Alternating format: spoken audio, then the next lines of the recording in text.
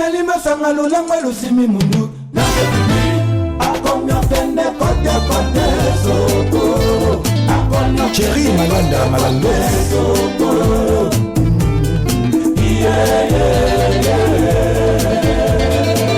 Ige Manzumba bolingo na yo ye meminga kuti kuti na langwe nanga bolingo na yo Papi Diokolo ya Mashita kalisusu teo esi yo bomanga miso ya kolula e Jotumba na sukala mapupo ya plaisir okitu nanyo akolinga Sevi mapupu babotola ye bolingo na ye Papa aussi m'a raté. Baka ngisusu, baka ngisusu.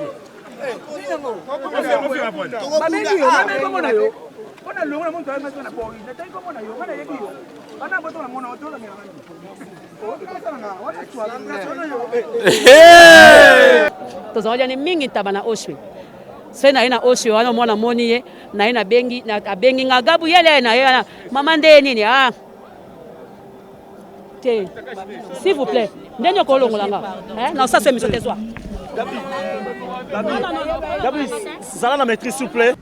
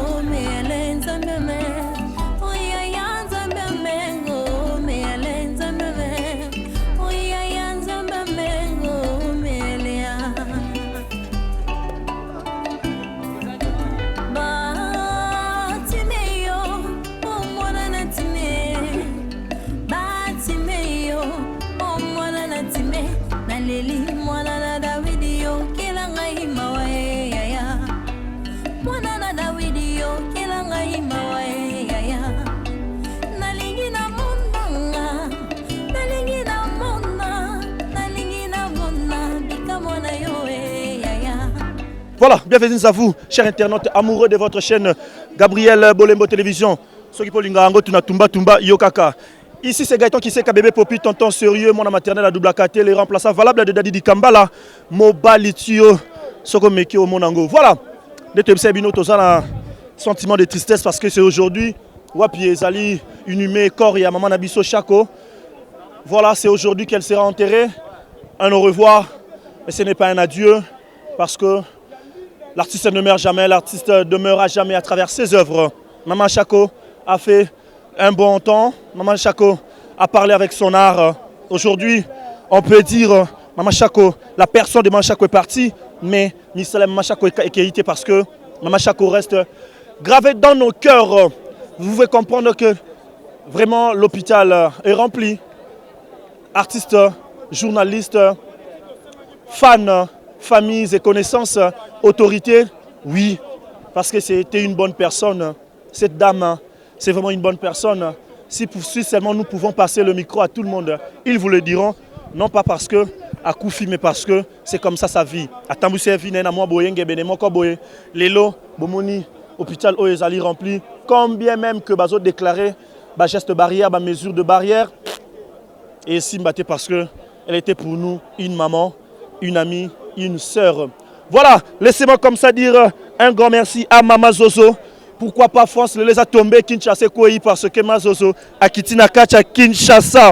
Nabisayo, Paris Mobimba, Bondima, Bondima. Mais Lelo, Tomé comme Mona, Moulumba, le réalisateur, voilà. J'aime bien dire ML de Paris. Hein? ML de Paris. Kuna place nini. Moi c'est à Tonda. Ce qui n'a monikuna Juju de coq. Et voilà, on bien. Bien. Juju bien. Voilà, elle aime comme ça, que je l'appelle comme ça. Il y a Ruth aussi. Hein? Ruth aussi est là. Qui encore? Maria. Voilà, Maria aussi est là. Pourquoi pas Petit Jésus, l'artiste? Petit Jésus. Comment on go? Petit Jésus, les lots aux Ali Namawa, parce que Maman Chako Azali se soutient. Natom qui oyo sali na monde artistique. Ni nous ont retenir ya Maman Chako. Retenir Maman Chako Azaki bien. Azaki bien dans tout le monde. Moi avec moi grâce ya ko jouer naé, to jouer naé na Rabuchu. Mobali naé c'est ça. Maman moko azaki bien. Na yebi batumie ba lobaka so muta kufa ko mara bien. Aki na mabe na yeme, ba bien est-ce que elekaki belé. Ano ya mam tout le monde. Ce qu'on approcher pena en solution kitoko. Maman Chako azaki très très bien. Yango mukola ebemeni na ko zanga te. Na ko zanga te ata na mayete bomunga na dimne na obela. Santé zo déranger moi que mais na baki na salle fort fona ya na rouler la maman. Mais sinon na nyonso tout lobby azalaki mutu malamu azalaki bien abatu ozwaki chance sur jouer na ye. Ce qui a lancé message moko na bandeko ba comédien au Batikali pour ne pas entrer dans le buzz, dans des bêtises. Message nini okolo balang parce que les lots okolo ba boye sous souvent souhaité condoléances parce que toti ko fait la sous le président Kadiombo. Quel message okolo lancé na ba artiste au Batikali? Message à lancer na ba artiste Batikali tout bangaka nzambe. Toti ka ba n'importe quoi. Balenson ni otozo loba wana. Ya. Na ton loba luka nzambe. Maman Chako Nanzi makilo Maman Chako kolala. C'est ça. Totika ba biloba totika ba bisala sala. Surtout yo biloba ya nini? Yo ne. Wana biloba makasi. C'est là qui star nous. Biloba n'importe quoi. C'est là qui star na yo. Voilà, merci beaucoup. Salala qui star na yo. Ça c'est le mot de Petit Jésus. Botika ngana bisabino, bino batuno surtout bozan na vacances na Kinshasa, ozana posa ya flat moko ya malamu, ozana posa ya repos moko ya malamu, pourquoi pas oya na ML de Paris Kinshasa kuna na Kasavubu, hein, sur Shabaka ka loja wana kuna soko ye makambu ya bien eza kuna ML de Paris, kuna kokuta mazozo. Et là on a découvert kuna yana ba chambre moko Obi na lalité, na loti niveau ba chambre eza kuna. Non. Voilà. Nous sommes en plein deuil, Tozole la maman Nabiso, Moulumba, au lieu que tous les carnabas discours, Kingania dit ceci, Kingania dit cela, j'aimerais que au sala descente na mutunyo surtout, zoba émotion batunyo surtout, et puis Toré Bandeni, Toko Sala, Toko Loba, Toko Sola, parce que Batubaza Ebele, oui bon Giba Loba. Voilà, Toba qui bien, artiste Balilake Kapana artiste, il y a aussi des fans. Maman, bonjour. Bonjour. Maman, oui, tu sais comment tu sautes dans le cinéma, yo zano à l'aise. O tiki bena poto kin kapo la Maman Chako. Oui, bon, tu as en vacances, le quoi Maman Chako azaki artiste moko otolingaki yango pe to lobi ke to koma poto rendre pe hommage. Yango tozali esika oyo na Gaïta tumba oyo mwana ya Gabriel. Oyo asimbi kini mikolo oyo. Ye Maman Gabriel tumba. Voilà, merci beaucoup. Motasimi Mikoloyo. Je pense que sorti Monge Salema Awa, Moulumba, soit prudent, totikele au plateau. L'année là nous vraiment n'engeni correzo longwa sur place pour que et déplacer. Bisoto continuer. Wane zalaki Mama Zozo, France na biso makambo zaliawa, Kinshasa pema. Pourquoi pas to continuer? Moulumba zola nga presse exclusivité au nyonso.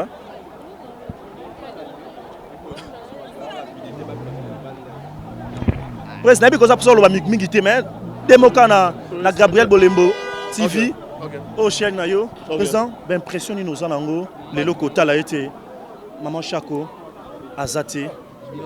Impression les abonnés. Impression vraiment à Mabé, il y a tristesse, il y a vraiment embébélé donc ça fait vraiment mal.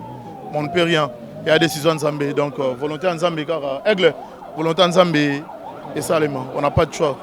Mais président, Lélo, Maman Chako Azalité, vous savez, tout autour, il y a Maman Chako, il s'est dit des choses. Il s'est passé des choses. Il faut le dire aux artistes. On vous a banni ici, il faut le dire. Boyi bino na famille, Bengani bino na famille, juste à cause d'argent. Qu'est-ce qui se passe? Bino artiste bon ça en communion dans la famille, il y a bande qu'on a bino au bakufaka. Nyonso on a vraiment comme la biso ba mwana nyonso. En tout cas, ton autre vivant de près que de loin. Maintenant on a loba, eux ils ont porté, ils ont honoré maman. Donc au moins il y a divergence, sinon c'est le Sili. Le Sili. Mais artiste a Koufate, artiste a Tikala. Et servir bison d'exemple. Naba famille na biso peut servir bison d'exemple. Quand même que bazo traiter bino surtout bossa la bêtise hein. Bazo zolobama bazo traiter bino bossa la bêtise. Ah. Oh, akata kaka hein. Poza zoba, bakata kaka poza zoba. Non loba na l'autre. Gaëtan. Aux artistes non, il faut le dire. Aux artistes. S'il y a déploré, vous déplorez, s'il y a encouragé, vous applaudissez. Batunyo son nom d'alobaki azanakin na pesi mbote président. Na bato peto silikaki tozanakin tokuta na biso en famille to solo. Voilà, merci beaucoup à la famille to solo. Mulumba, je te laisse s'il vous plaît continuer à nous causer la biso ba image eux moi bien. Ba moment temps fort parce que on se retrouve juste après. Voilà, je salue Kitambala Magdala Moisia Mwindu. Voilà, tozali na Mama Tumba Tumba awa. Mama Tumba Tumba, bonjour. Bonjour. Gabriel lelo toye ko assister bino ba artiste oyo bobungisi moko na bino. Maman Chako, Unicorn, Baoba Kei. Impression d'abord avant de côté la question, on a impression par rapport il y a circonstances oyo. Donc eza pasi mingi pona makambo yo. Ndeto bungisi maman na biso, Maman Chako. Et suivi biso makati parce que maman zalaki moko ya biso. Maman tozaolia ne tabana oshwe. Tozaolia ne mingi tabana oshwe. Se na ina oshwe wana mwana moni ye na ina bengi na bengi ngagabu yele na yana maman nde nini ah. S'il vous plaît, non, ça c'est monsieur Tessois.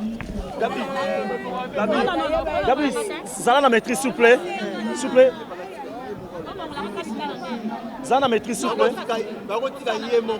Voilà, chers internautes, comprenez, c'est normal. Et Zana Matanga, tout le monde se réserve par rapport. En plus, problème vous savez, elle est traitée de tout. Vous devez comprendre que la réaction est très très normale. Nous allons continuer avec nos questions avec d'autres artistes qui seront là. Nous allons passer le micro à tous ceux qui seront là pour que répondre à Bissot. Que ça soit tout à fait dans matanga et frapper Bissot. Moi qu'on a quatre généreux, l'artiste comme des séances congolais, la Congo y a plus à 4 bongo. La lobby, la 4 du matin, lobby le 16 juillet. Donc, passe les accords, donc nous avons la passe, on se passe. Mais bon, vous parlez pour le Maman Chako, d'abord l'humilité.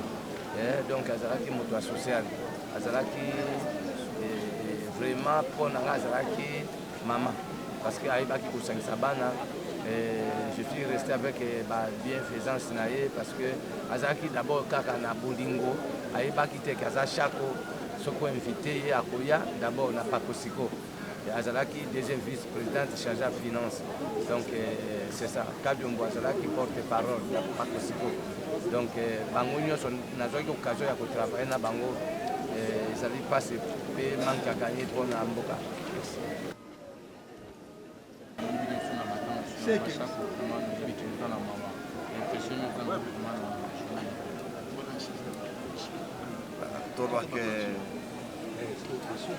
Après la pluie, c'est les beaux temps. Donc on attend parce que on est là, Jackie Chako. Mathieu. Oumeli, Makambo Bimi, au côté gauche et droite, Bimi. Mais Zamba Saliki, Mokolama Poulsen, Ata, Moutou et les Bimoulaï, Tomé Moutana Kaka. Et nous sommes arrivés les jours ici, Chako Lelo. Et pour Kunda Chako, na Lenge Lomobani, Professeur l'État, Nabiso, merci. Professeur ministre de la Culture, Nabiso, merci. Ministre de la Culture, Nalobaki, Tose. Il fallait que Tose Nakaka, ministre de la Culture, a vu charge de Maboko Pona, à Kundaye et Salemi à Solo. Donc nous allons lui dire merci encore, ministre de la Culture, Nabo à Sali. Les jours J, Bakunda, Chako, Yabaïke Moula, Atebete Oumeli, et Bukatana Kaka. Ataboutou et Oumeli, Tomé Butana Kaka. Donc aujourd'hui, il y a Jackie Chako. Donc il allait essayer quand même que l'État a tiré ma boque et où il y a lobby et Simbipe. Vraiment, c'est une. Nous sommes dans la. Jackie Chaco, on a été dans le Chaco, maintenant on a Jackie, on a fait un combo il y a famille, donc Jackie on a fait beaucoup de choses, on a fait beaucoup de choses. Jackie on a bandé, beaucoup d'ananaïe, tout, il y a pas d'anga depuis 1995. En 1995, on a qui est dans une Mokoboye, il y a Loni Messia qui son âme repose en paix. Loni Messia, on a fait un soirée dans casting, dans scène, Oyo. Donc, nous avons un épisode Moko, nous avons fait $200 l'épisode Moko. Alors, c'est par là que la relation a Jackie, qu'il y a pas d'anga, on a fait pas même à Koutiba Nangaï, donc on a blagué dans Moissanga, donc on a fait beaucoup de films, peut-être Togo n'a pas eu tant de nombre dans notre donc on en a fait plein. Donc c'est important. Le loco est salami, les deux derniers jours, on trouve à Sanissa Bissou, on trouve à Salaki qui est Bissou ma famille, tous à la même mort, il y a un petit Bissou, il y a des amis qui ont super autour qui me donc si au monde de ce salami c'est que il y a un mot qui a été mis en soi. Monsieur comité les présents mais ils sont acteurs comédiens et ils qui sont moqués parce que ben maman ça nous promettre qu'ils sont calmes que que bima lobby mais tout comme si quand Zambie les lo des gars qui journal il y a quoi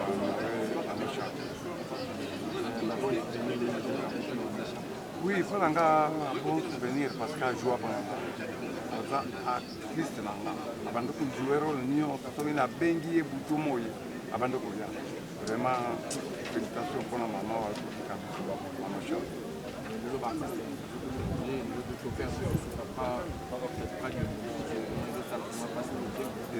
Eso ça la passe mais na ça va tomber qui le mobimba batika ko chola Kadiombo c'est vrai ça acteur comédien ayebani presque Afrique mobimba mais lelo batoko moko finga ko chola akomi journaliste akomi politicien net ngamwe gauche nazalaka mécanicien lelo na chanza mutana koma acteur comédien.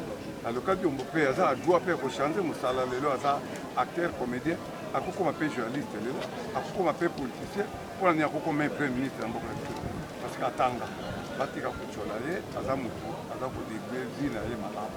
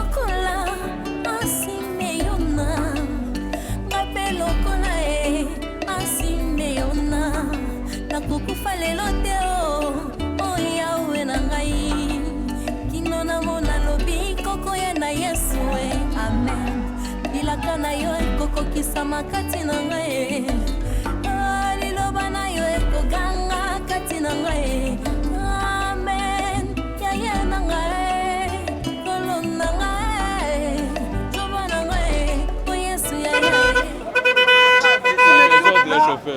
tu auras des problèmes maman général Toto aussi maman tu connais pas fois maman Chako kalaka bolinga boziwa aoti be Allemagne na Berlin aye penza aye penza siko komboza France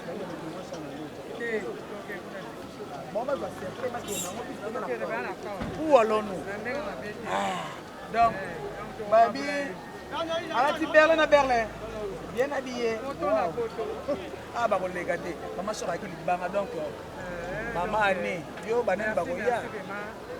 Maman Chako to lele ba senga kimia. To lele maman Chako bote maman Chako mata maman ba lebele. Maman oya sepeli sa be mabandu na kati ya mboka oya Kongo. Donc to lele na kimia be mesala. Hey, Angwalima. Angwalima.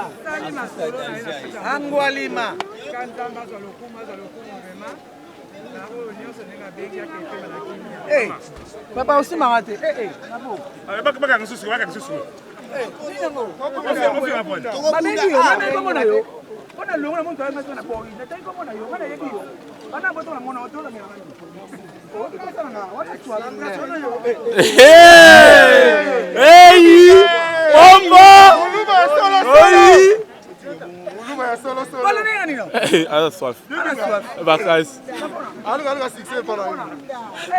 Le gouvernement a considéré ce deuil parce que c'est un nom icône, il y a blaguité.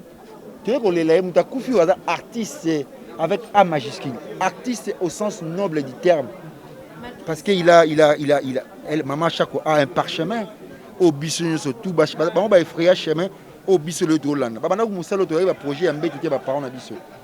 Les autres côtés et puis jusqu'à nos Koufi Azaka toujours un partenaire direct sur scène. Film a tourné, n'a joué un rôle principal et pas Mike la Duchesse. Seconde chance, il est pas qui on a. Donc voilà. Allez là Miguel artiste. Voilà. Merci beaucoup. Merci, je t'en prie. Le Londres a réalisé que Maman Chako Kei dans un mort dans le monde est au coup de la caca. Parce que le Londres a réalisé que tout le monde a société donc le Kunda Chako. Donc Icona Kei Matro. Icona Kei, malgré Icona Kei, pas ces anamités manabiso, namité manabino, tolingito yeba. Est-ce que le lenge oyo, tolingito qui kotika Maman Chako, na place nea bo pemi lelo.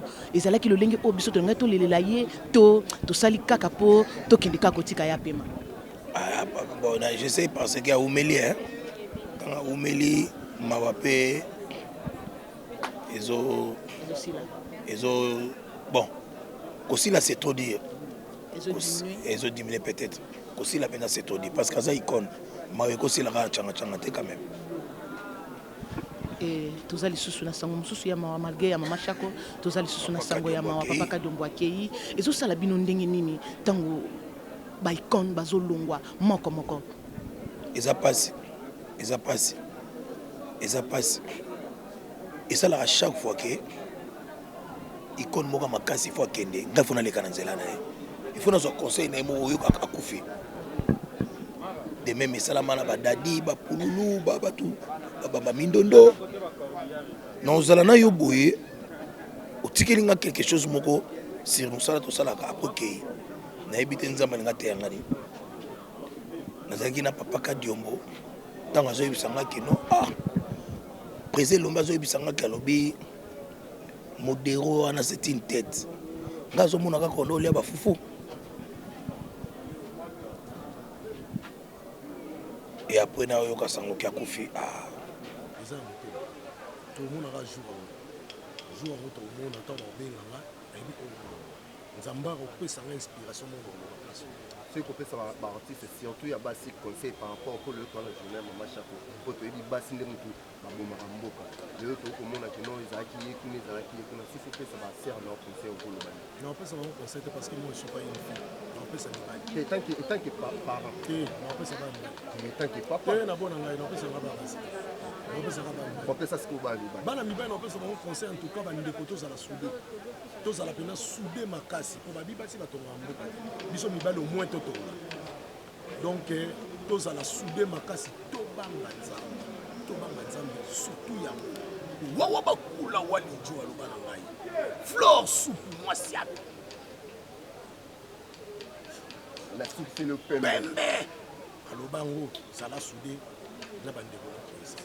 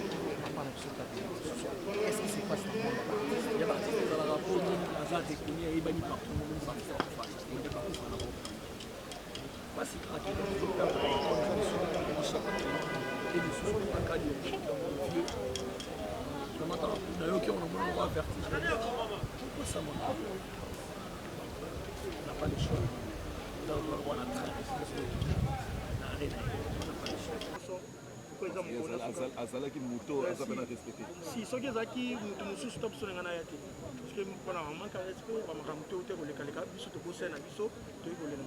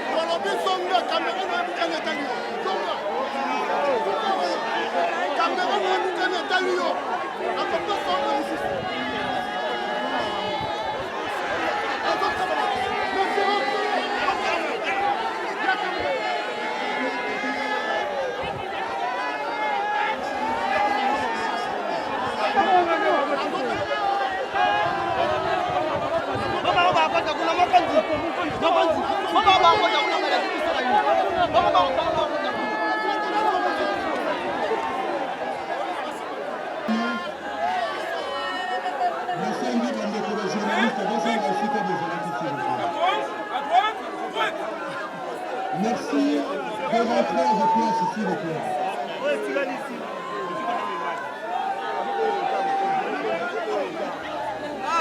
Merci de rentrer à vos places, s'il vous plaît. Bazonga nanu sima, soki te, soki bazongi te bakotia miziki tina sa.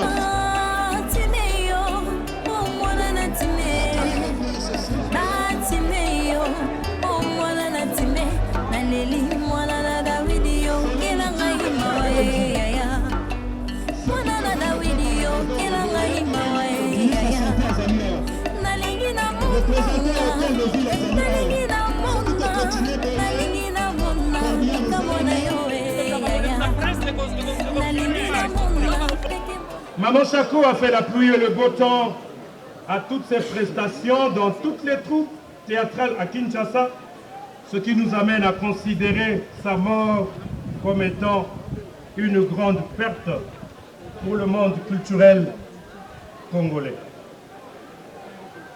Nous nous inspirerons toujours de ces valeurs qui furent les siennes et dont nous avons été témoins, notamment la justice, l'amour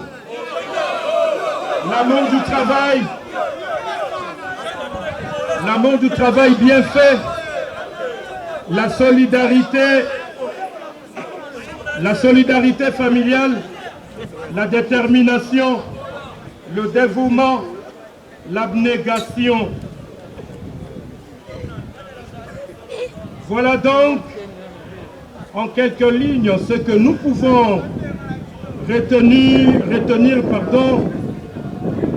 de ce qu'elle a été, celle que nous pleurons ce jour et qui était pour chacun, pour d'autres, une fille, nièce, grande sœur, petite sœur, tante, grand-mère, belle-sœur et amie, ainsi que collègue de travail. Que son âme repose dans la paix du Seigneur en attendant le retour glorieux du Christ, lui dont le Père agit sur nous au travers de ses voies insondables. Pour clore avec ce mot, nous ne pouvons que dire mille merci à Maman Chako et tous ensemble nous disons bravo l'artiste. Est-ce qu'on peut applaudir très très fort pour la carrière, pour la vie de Maman Chako. À l'occasion de sa disparition, mais talonné par le temps, nous allons prendre 3 personnes. Témoignage dans les années que maman m'a beaucoup lingai, si n'a pas moi m'ké. Témoignage dans les années, maman m'a beaucoup lingai, pour nous accompagner. Aboto linga, kota papa n'a banana âge à 5 ans. Alors banati akoli singa tangi singa, si na commune na niveau a opesa ngaka conseil na ndenge pe na zone bota père a opesa ngaka conseil sala boye ko sala maboko milaite ko bimaka te so ba yebi so bo respecter air a yebi singa susu zalaka poli na makambo nyonso a présenter nga pe na bato partout na zala ki pe a yo la kisanga pe pa bato artiste belo ba yebi ngai a la kisanga pe tina ba RTNC ba antenne A donc il y a des rêves, des tournages, des publicités. Nous avons les capés de publicité, il y a des moustiquaires. Alors, si nous avons un modèle, après si nous avons un conseil, nous avons des jours à souka va pour ça. Nous avons un ticket na wenze juste pour mettre na bisoal. Pour ça qui na uti papa, espérer ça nga na zona, na zoni. Après na kio ticket na wenze juste pour mettre na biso na ticket à ça il va marcher à l'IEP. Nani pe ya uti ngai eloko na okashika pe wa conseil na pesa nga nani nga bokoli ngai nani nga polisi ngai. Merci. Merci beaucoup. Est-ce que nous pouvons acclamer très très fort pour ce témoignage? Merci beaucoup. Alors nous allons prendre une amie de Maman Chako en la personne de Maman Virginie Ndangele. Voilà, elle est là. Nous allons écouter son témoignage.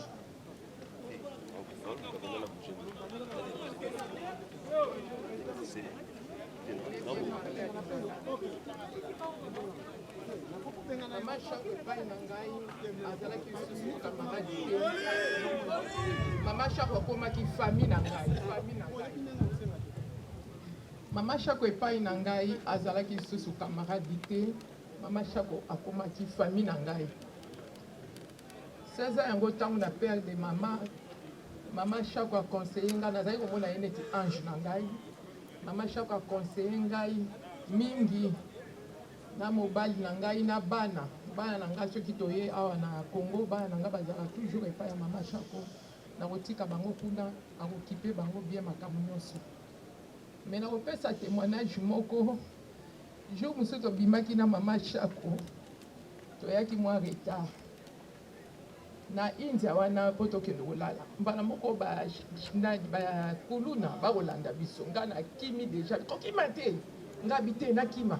Na kimi na komi na porte abi kokima te. Bana ngo bapusani pembe na bibino. Bopesa nga machette wana. Nga siko nazobanga ngai bambi Maman Chako mati. Abi bopesa nga bino kolala. Ah Maman Chako eza yo mama. Eza yo abotoli bana wana machette. Abi bino mde bati bokende kolala. Nga na kolala te. Ngai Maman Chako na bashegi na bakuluna abibano bazela lobi na kogangela bango so na mondi bango donc makambo ebele asali na vie na ngai mosusu moye ya koloba ezali te donc atiki bana na nga atiki bana na pasi surtout Julius nayebi auti osala émission moko ya kolamba wa bana bamoni ndenge azolamba wana na beboka bani babi tala ser na yo azotuta baviande na eboka mama bengai nga benge na seki nga bijaki bana bamoni yo awa abi Julius sombelanga pareil mwana auti koya auti komemela ye appareil wana ya konika babiloko banini abimoni bana nga ndenge bakoyambanga donc eza pasi mingi na famille na nga donc azalaki ange mama Chako na kata libota na ngai eza kaka na famille na ye te eza kaka na famille na ye ya théâtre te mpona bato nyonso en tout cas mama Chako nayebi te baoba vraiment mpona ngai nakopesa ye bravo bravo bravo je t'aime mama Chako. Amis nasengi na bino bosala lokola luka soit bofukami soit bokei na nsima kuna. On va pas prendre tout le monde. Tobengi ndeko Shaba Moskovitch oyo azali parmi bato bayambaki mama Chako na mosala aya kopesa témoignage na ye.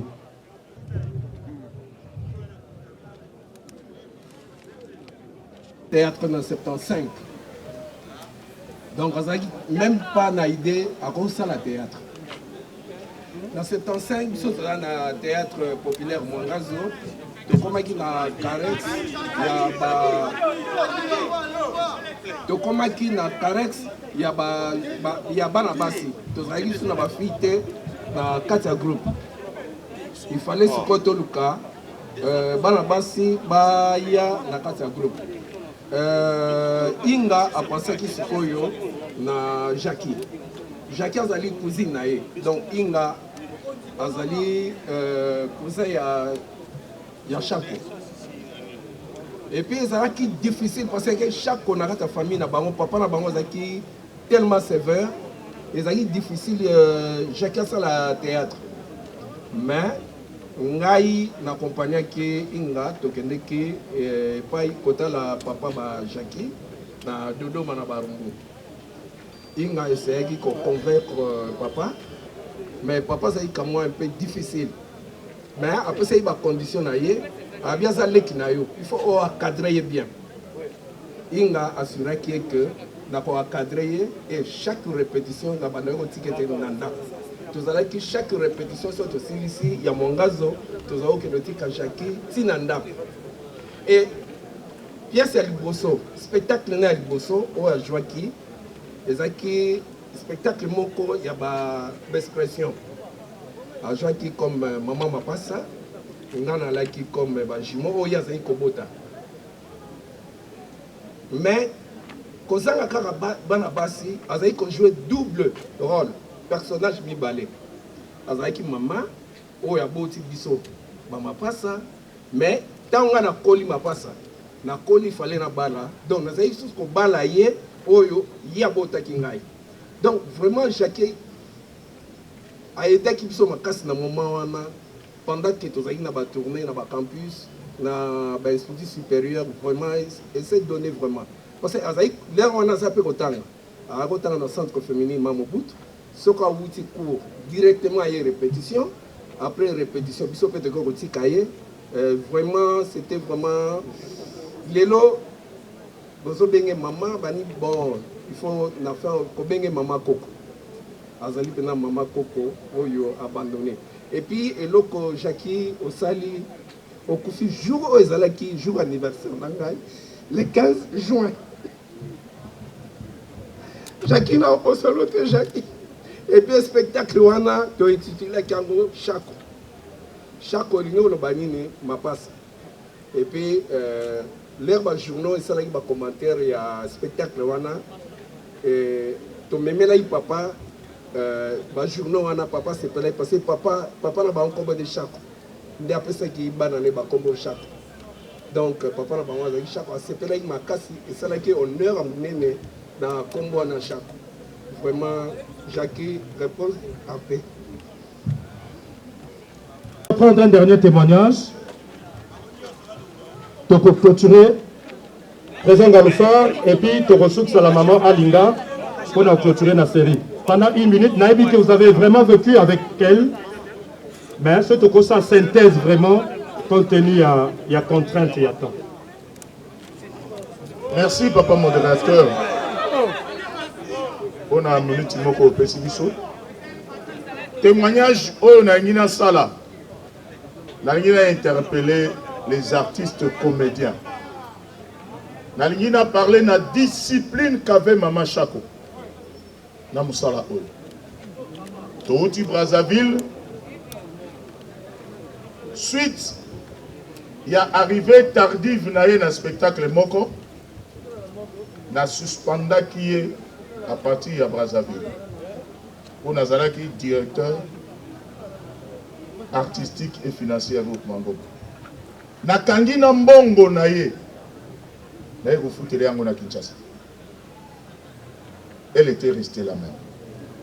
Soumise. Jour il a levé à suspension na ye. Na pessier caché na ye. 6 mois après. 6 mois après. Nakangaki na mbongo na punition. Abi nangai, merci papa. Oyo ekopé sanga makasi na continuer mosala nangai.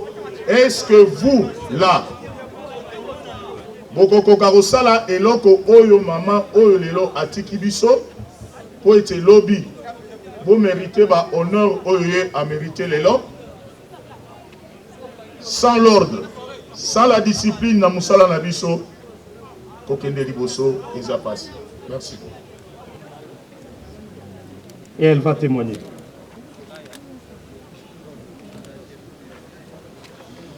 Chako atana leli atana seli donc na suki yo moko ebindenge bendoza suite okutani bisombale yo kako zoelo kinenda kundeni ngabite noko tikana kende na ndako alobi atovanda no muke osela na ngaka mwanga ngai na Thomson Tolia to lamba na limbondo ngabi okonyokola ngabo pona tango mabele lisi akufaki nake kokanga ye nalobi ale kota na se bazo simba Chako bona maboko ye moka vanda nazo azoyoka na le moto na minu na bise pusa na lisu na kati moto ya chemise abi yo lia kaka bato mini tina simba cercle ya nani ya mabele lisi tanga komi akange bembe mabele lisi babi yo nani alobi ezanga motetela ngande moto na kangi ebembe ya mabele lisi yango na zo baba tetela tu bavandi babi nde na zalia na kolobelo te kwa bino moko mitema bozawa na boyebi bino batetela ko ya lali azanoko na nga ngana Chako moni Chako alaki mutuma abandoli nga bozoba te surtout makamba musala te ya abandoli nga makamba bozoba te omo ata mususu ye moko afanda motema mukuse asiliki nga bisoko osiliki osali nga pe motema mukuse lokwayo yo zanoko na nga lemisa ka solo bi ozanoko na nga olingina fundo nga bi ofunda nga epanana nga bi boli kambote to bando zana biso bien na ba mabi penduto etu tozala na problème moko ezate omonika basani soki eza place moko etutanaka nde tozalaki ne tozala bomoko tobanda olinga mosala na biso respect ya air yango nomoni tolandaka ndenge toza boye tolandaka mosala na biso na ndenge ya bien mpe nazofélicité bana yango banzonzinge batiki mama Chako te kolala kuna kovanda kozala na ye bien po bayebi bien fait na ye bino mo bozomona nde tozala papa mosumu aza na bato nyonso bayali wana et puis lisusu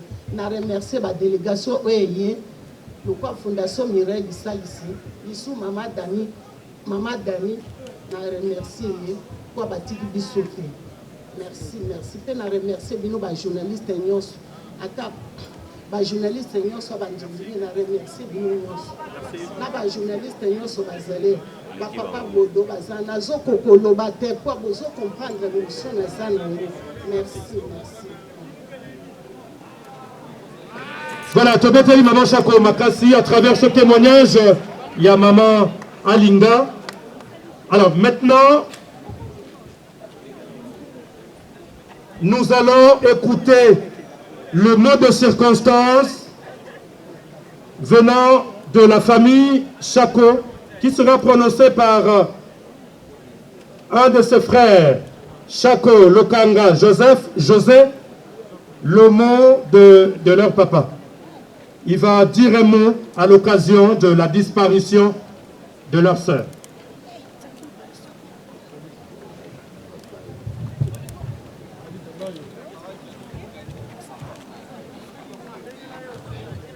Merci beaucoup.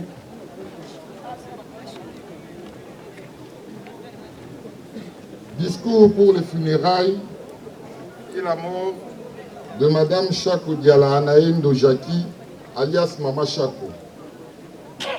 Pour les funérailles de celle qui était pour nous notre sœur, notre mère, notre amie, nous voulons tous ensemble, sa famille, ses amis, ainsi que ses collègues de travail, lui dire adieu. La Bible dans Ecclésiaste déclare qu'il y a un temps pour tout, un temps pour toutes choses sous les cieux. Notamment un temps pour pleurer et un temps pour rire, un temps pour se lamenter et un temps pour danser. Notre peine est immense. Le décès d'un être proche est une vraie douleur au cœur et à l'âme. La mort de Mama Chako, qui sera suivie bientôt de son enterrement, ne sont pas une fin de vie. Non, son départ est le début d'une nouvelle vie dans un autre monde. Un monde fait d'amour et de bonheur. Certains l'appellent le paradis. Comment lire ces discours d'adieu, ces discours écrits pour un être proche, sans que des larmes d'amour et de peine nous montent aux yeux? Comment lire ces textes d'amour pour un être cher, décédé et pourtant tellement vivant dans nos cœurs et dans nos souvenirs?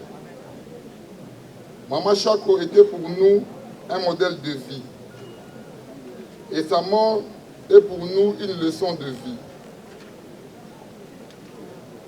La tristesse de tes enfants témoigne que tu étais l'une des meilleures mères, la meilleure des mamans. Ils te disent, maman, nous t'aimons. Maman, nous ne t'oublierons jamais. Le deuil que nous portons ces jours nous enseigne que notre fille, sœur, meurt. Collègue de travail était un être spirituel et que le passage de la vie à la mort n'est qu'un voyage vers un monde d'amour. À l'heure de la mort de Mama Chako, il nous reste des milliers de ces souvenirs pour alimenter chacun de nos jours de vie, jusqu'au jour de notre mort. Repose en paix. La vie ne dure qu'un instant. L'amour pour les défunts est éternel.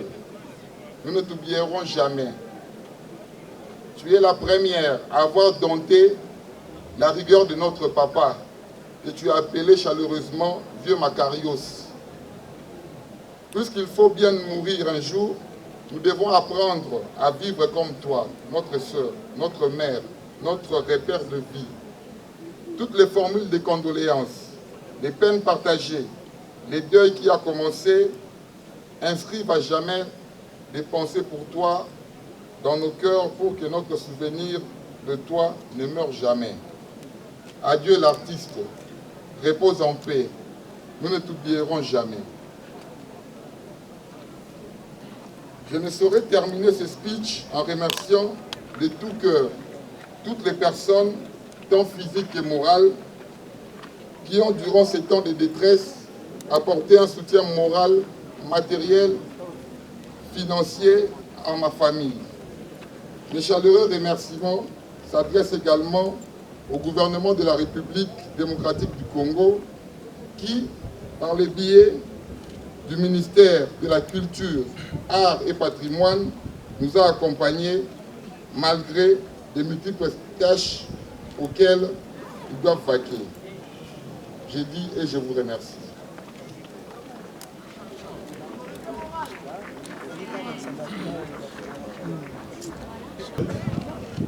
Maman Chako, Anaendo.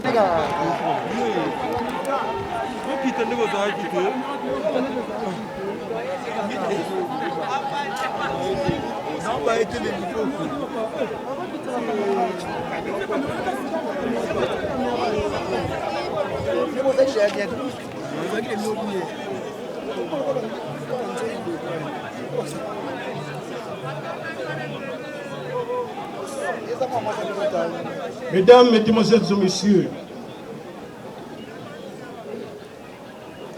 nous voici malheureusement à la fin du spectacle un one-man show présenté par Mama Chako, l'une des grandes actrices comédiennes de notre pays, la plus ancienne encore très active. Malgré les nombreuses difficultés que l'artiste comédien congolais connaît depuis des lustres, elle est demeurée toute sa vie dans la profession en refusant de vivre dans la résignation. Femme battante, elle a beaucoup milité pour la transformation positive de nos conditions socio-professionnelles afin que nous sortions de l'état de précarité dans lequel nous vivons, nous les artistes dramatiques congolais. Et cela depuis plusieurs années. Raison pour laquelle nous luttons dans l'ANTPC, l'Association nationale de théâtre populaire et cinéma, depuis plus de 20 ans, où elle a assumé avec brio ses fonctions de chargée de social au comité national jusqu'à sa mort. C'est donc malgré elle qu'elle est obligée d'interrompre brusquement et définitivement son apostolat, consacré entièrement à la conscientisation de la population sous fond de bonne humeur dont elle tenait seule le secret. Oui, depuis l'âge de 15 ans, Mama Chako a passé la plus grande partie, si pas toute sa vie professionnelle, dans le domaine de la culture et des arts, particulièrement au théâtre et au cinéma. Convaincu du rôle combien important que l'art dramatique et le cinéma congolais ont à jouer pour transformer positivement notre société en vue de son développement intégral, Mama Chako aurait sans nul doute souhaité être encore de nôtre, surtout à l'étape actuelle décisive de la marche du pays. Mais le maître du temps et des circonstances en a décidé autrement. Que sa volonté soit faite. Toujours derrière le rideau où elle se trouve, où elle nous lorgne, elle me souffle de rappeler notre refrain de tous les jours, celui de savoir pourquoi les différents gouvernements et les différentes législatures qui se sont succédées depuis l'indépendance de notre pays ne sont-ils jamais arrivés à voter une loi sur la politique. Évidemment, je voudrais, à mon nom, mais surtout au nom de Madame le ministre de la Culture, Art et Patrimoine, dire toutes nos condoléances à la famille de Mama Chako, mais également à toute la population congolaise qui participe de plusieurs façons à ce deuil, étant donné le rapport particulier que cette population a entretenu avec maman. Son Excellence, Madame la Ministre elle-même est souffrante. Elle a préparé un mot que je vais lire in extenso, il est très bref. Voici le mot. Très cher, honorable, Excellence, Mesdames, Messieurs, très chers artistes, très chère famille et tout le monde ici présent, nous voici au couronnement d'une vie culturelle de l'une des plus grandes femmes du théâtre populaire de la République démocratique du Congo. Jackie Diala Chako, dit Mama Chako, avec plus d'une quarantaine de vies actives sur scène, est l'une des icônes du théâtre Maboké qui a grandi avec 4 générations. Mon ministère, le ministère de la Culture, Art et Patrimoine, et très reconnaissant pour sa carrière fructueuse. J'ai voulu, en tant que ministre, sous le mandat du chef de l'État, président de la République et président de l'Union africaine, avec comme thème culture, art et patrimoine, socle de l'Afrique que nous voulons, j'ai donc voulu faire savoir que Mama Chako est aussi un autre patrimoine du théâtre populaire congolais. Sous l'impulsion du Premier ministre, son Excellence Sama Lukonde, qui s'est investi personnellement avec toute la primature pour ses obsèques, je t'accompagne, très cher Mama Chako, au-delà avec tout honneur. Mon ministère va proposer les biennales flanelles de Chako afin de récompenser une artiste de théâtre populaire chaque 2 ans avec le prix flanelle de Mama Chako. Ce sera pour encourager le genre théâtral d'être compétitif.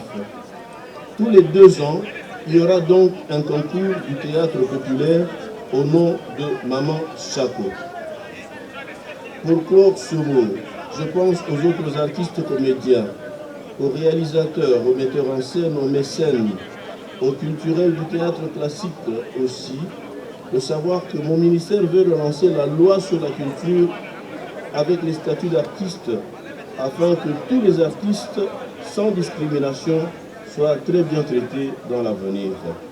En mémoire de cette journée douloureuse et de séparation, je proclame donc Mama Chako présidente à titre posthume des biennales flanelles de Chako, en lui disant de saluer tous les autres artistes qui nous ont égayés et qui sont auprès des anges pour accueillir notre maman Jackie Chako, qui nous laisse le plus beau souvenir de femme de théâtre. Adieu, Madame l'artiste. Excellence Catherine Katungu-Foura, ministre de la Culture, Art et Patrimoine. Je vous remercie.